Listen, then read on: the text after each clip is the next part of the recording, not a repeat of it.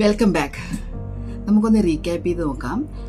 Day 1 നമ്മൾ ചെയ്തത് right your goal and take 100% responsibility. Day 2 clarity. Today we go to the root level. Without this one thing, every goal eventually dies, no matter how you motivate it. ഇന്നത്തെ പ്രാക്ടീസിൽ ഇന്നലെ നമ്മൾ നോക്കുകയാണെങ്കിൽ head ലെവലിലാണ് goal set ചെയ്തിരുന്നത്. But today heart level, emotional കണക്ഷനിലേക്ക് പോവുകയാണ്. Majority ആൾക്കാരും goal set ചെയ്യുന്നത് ലോജിക്കൽ ലെവലിൽ നിന്നാണ്. ഗോൾ ഈസ് ലോജിക്, അതായത് നമ്മുടെ ലോജിക്കൽ ആക്ഷനാണ്. പക്ഷെ നമ്മൾ മുന്നോട്ട് ഡ്രൈവ് ചെയ്യുമ്പോൾ ഇമോഷണലി ഡ്രൈവ് ചെയ്താൽ മാത്രമേ നമുക്ക് ആക്ഷൻ എടുക്കാൻ പറ്റുള്ളൂ. അപ്പോൾ നമുക്കറിയാം, ന്യൂറോ സയൻസിൽ നമ്മൾ പഠിക്കുന്നൊരു കാര്യമുണ്ട്, limbic brain and prefrontal cortex. അതായത് ലിംബിക് ബ്രെയിൻ എന്ന് പറയുന്നത് നമ്മുടെ ഇമോഷണൽ ബ്രെയിൻ ആണ്, പ്രീഫ്രോണ്ടൽ കോർട്ടെക്സ് ആണ് ഡിസിഷൻ മേക്കിംഗ് എടുക്കുന്നത്. പക്ഷേ ഇമോഷണൽ ബ്രെയിൻ വിചാരിക്കാതെ എത്ര നമ്മൾ ലോജിക്ക് എത്ര ഡിസിഷൻ മേക്ക് ചെയ്താലും നമ്മൾ ഈ ഒരു ഗോൾ അച്ചീവ് ചെയ്യണമെങ്കിൽ ഇമോഷൻ ഡ്രൈവ് ചെയ്യണം. സ്റ്റാർട്ട് വിത്ത് വൈ എന്ന് പറയുന്ന സൈമൺ സിനക്കിന്റെ പുസ്തകം എടുത്താൽ ഗ്രേറ്റ് അച്ചീവേഴ്സ്, ലീഡേഴ്സ് എല്ലാം start with their why. Why is most important part. ഏത് ആക്ഷൻ എടുക്കുമ്പോഴും വൈയിൽ നമ്മൾ ഉറച്ചു നിൽക്കുകയാണെങ്കിൽ, വൈനെ കുറിച്ച് നമ്മൾ അവെയർ ആണെങ്കിൽ, then it will easily reach that destination. But just like ഒരു നല്ല മനോഹരമായ കാറിലെ ഫ്യൂവൽ എന്ന് പറയുന്നത് വൈ ആണ്. വൈ അല്ലെങ്കിൽ ഫ്യൂവൽ ഇല്ലാത്തൊരു കാർ കാണാൻ ഭംഗിയാണ്, പക്ഷെ അത് എവിടേക്കും പോകുന്നില്ല. So this is the important of why. ഇപ്പോൾ ഒരാളോട് ചോദിക്കും, എന്തുകൊണ്ട് ഒരാളുടെ ഗോള് വെയിറ്റ് കുറയ്ക്കുക എന്നുള്ളതാണെന്ന് വിചാരിക്കുക. അപ്പോൾ അവരോട് എന്തുകൊണ്ടാണ് ഈ ഒരു ഗോള് ചൂസ് ചെയ്തത്? ബിക്കോസ് എനിക്ക് കാണാൻ വെയിറ്റ് കുറച്ച് കഴിഞ്ഞാൽ ഞാൻ കാണാൻ നല്ലതായിരിക്കും. ഇതൊരു സർഫസ് ലെവൽ ആൻസറാണ്. പക്ഷെ ഞാൻ പറയുന്നത് 5 എന്ന് പറയുന്ന ഒരു ടെക്നിക്ക് അല്ലെങ്കിൽ 5 റൂൾ നമ്മൾ അപ്ലൈ ചെയ്യണം. നിങ്ങളുടെ ഗോളിൽ 5 പ്രാവശ്യം ക്വസ്റ്റ്യൻ ചോദിക്കണം. ഇപ്പം നിങ്ങൾക്കൊരു കോച്ചിങ് ബിസിനസ് തുടങ്ങണം, അതാണ് നിങ്ങളുടെ ആഗ്രഹമെങ്കിൽ ആസ്ക് യുവർ സെൽഫ് വൈ. അപ്പോൾ ഫസ്റ്റ് ചിലപ്പോൾ നിങ്ങൾ പറയുമായിരിക്കും financial freedom. Again ask you why, maybe freedom ആയിരിക്കും.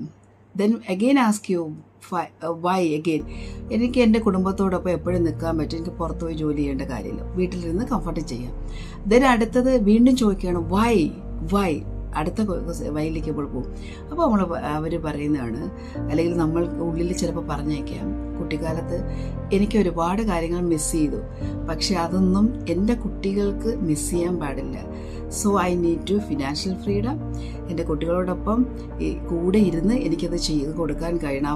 എനിക്ക് മിസ് ചെയ്തത് അവർക്ക് കൊടുക്കാൻ കഴിയണം. അവിടെ ഒരു ഇമോഷനുണ്ട്, അതൊരു ഡീപ്പർ ലെവലിൽ നിന്നാണ് വരുന്നത്. ഇതേപോലെ നിങ്ങളെ ഉള്ളിലേക്ക് ആഴത്തിൽ ഈ 5 വൈ ചോദിക്കുക എന്നുള്ളതാണ് അടുത്ത സ്റ്റെപ്പ് എന്ന് പറയുന്നത്. 5 വൈസ് വെരി പവർഫുൾ. ഈ വൈ റൂട്ട് ചെയ്തിരിക്കുന്ന ലവിലാണ്, ലെഗസിയിലാണ്, നിങ്ങളുടെ ഐഡന്റിറ്റിയിലാണ്. അത് റീച്ച് ചെയ്യാൻ ഈ ഡീപ്പർ ലെവൽ വൈയിൽ നിങ്ങൾക്ക് റീച്ച് ചെയ്യാൻ പറ്റിയാൽ തീർച്ചയായിട്ടും you just connected to your purpose, connected to your love, connected to your legacy. ഇതൊന്ന് പ്രാക്ടീസ് ചെയ്ത് നോക്കണം. വീഡിയോ പോസ് ചെയ്യുക, write your goal and ask 5 why. അതിനുശേഷം തിരിച്ചു വരണം. ഓക്കെ, നമ്മളുടെ ഗോള് നമ്മുടെ ധർമ്മ അല്ലെങ്കിൽ പേർപ്പസുമായിട്ട് അലൈൻഡ് ആയാലും പിന്നെ നമ്മളത് അച്ചീവ് ചെയ്യുന്ന സമയത്ത് ഏത് ഓബ്സ്റ്റക്കിൾസ് വന്നാലും നമുക്ക് സ്റ്റെപ്പിംഗ് സ്റ്റോണായി മാറും. ഇത് തന്നെ നമ്മൾ ഗീതയിൽ പറയുന്നില്ലേ, നമ്മുടെ റിസൾട്ടിൽ അറ്റാച്ച്ഡ് ആകരുത്, നമ്മുടെ ധർമ്മ, നമ്മുടെ വർക്ക് ചെയ്തുകൊണ്ടേയിരിക്കുക. അത് ഇത് തന്നെയാണ്. അപ്പോൾ നമ്മൾ റൂട്ടഡ് ടു ദ പർപ്പസ് ആണ്. അപ്പം വൈ വർക്ക്, നമ്മളിപ്പോൾ ഗോള് വർക്ക് ചെയ്യുന്ന സമയത്ത് goal set in our ego അല്ലെങ്കിൽ ഈഗോ ഫോക്കസ്ഡ് ആണ്. പക്ഷെ വൈ എന്ന് പറയുന്നത് സോളുമായിട്ട് കണക്റ്റഡ് ആണ്. അതാണ് വൈയുടെ ഇമ്പോർട്ടൻസ് എന്ന് പറയുന്നത്. അപ്പോൾ ഇവിടെ ഈ ഈഗോയിൽ ഗോളെന്ന് പറയുന്ന ഒരു ഈഗോയിലേക്ക് നോക്കി നിൽക്കുമ്പോൾ എപ്പോഴും നമുക്ക് വാലിഡേഷൻ വേണം, അപ്രീസിയേഷൻ വേണം, അവർ ശ്രദ്ധിക്കണം. പക്ഷേ നമ്മൾ ഈ വൈ, ഡീപ്പർ വൈ അല്ലെങ്കിൽ പർപ്പസ് കണക്ട് ചെയ്താൽ അതിൻ്റെ ആവശ്യമില്ല. അപ്പോൾ ഇന്ന് നമ്മൾ പ്രാക്ടീസ് ചെയ്യാനുള്ള ഒരു ഫ്രഷ് പേജ് എടുക്കുക, നിങ്ങളുടെ ഗോൾ എഴുതുക. അതിനുശേഷം നിങ്ങൾ ഒരു അടുത്ത ലെയറിലേക്ക് പോവുക. 5 ലെയേഴ്സിൽ പോകണം. പറ്റിയാൽ 3 ലെയറെങ്കിലും നിങ്ങൾക്ക് ഉത്തരം കിട്ടുമെന്ന് നോക്കുക. അതായത് 3 ലെയർ. എന്തിനാണ് ആദ്യത്തെ വൈ? രണ്ടാമത്തെ വൈ, മൂന്നാമത്തെ വൈ. അപ്പോൾ ഇതൊരു 5ാമത്തെ വൈ കിട്ടുമ്പോൾ ഡെഫിനറ്റായിട്ട് നമ്മൾ ആ പർപ്പസിലേക്ക് ഉണ്ടാകും.